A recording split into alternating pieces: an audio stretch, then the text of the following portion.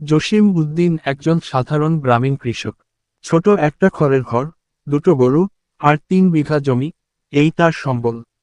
সারা বছর তিনি খেটে খুঁটে জমিতে খান, সবজি চাষ করেন। হেঁটে হেঁটে হাটে যান, সেখানে থেকে সার কিনে এনে জমিতে ব্যবহার করেন। বৃষ্টির জন্য আকাশের দিকে তাকিয়ে থাকেন, আর শুষ্ক মাটিতে চাষের আশায় খাম চড়ান। জসিমের একটা ছেলে আছে, নাম রাকিব। ছেলেটা পড়াশোনায় ভালো, প্রতিদিন স্কুলে যায় হেঁটে 3 কিলোমিটার পথ পেরিয়ে। জসিমের স্বপ্ন, রাকিব একদিন বড় অফিসার হবে, তার মতো মাঠে কাদা মাখতে হবে না।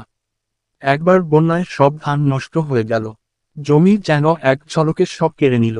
জসিমের চোখে জল, কিন্তু মুখে হাসি রেখে বলল, আবার করব চাষ, আবার হবে ফসল। মাটির মন খারাপ বেশি দিন থাকে না।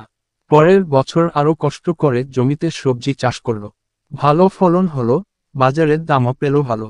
সেই টাকা জমিয়ে রাকিবের জন্য একটা সাইকেল কিনল, যাতে স্কুলে যেতে সুবিধা হয়। এক সন্ধ্যায় পায়ের উপর হাত রেখে বসে রাকিব বলল, বাবা, আমি বড় হয়ে তোমার মতো খেটে খাওয়া মানুষদের জন্য কাজ করব। জসিম চোখের কোণে জল নিয়ে বলল, তুই মাটির ছেলে রে, মাটি তোকে ডাকে। মাটিকে ভালোবাসিস, তবেই তুই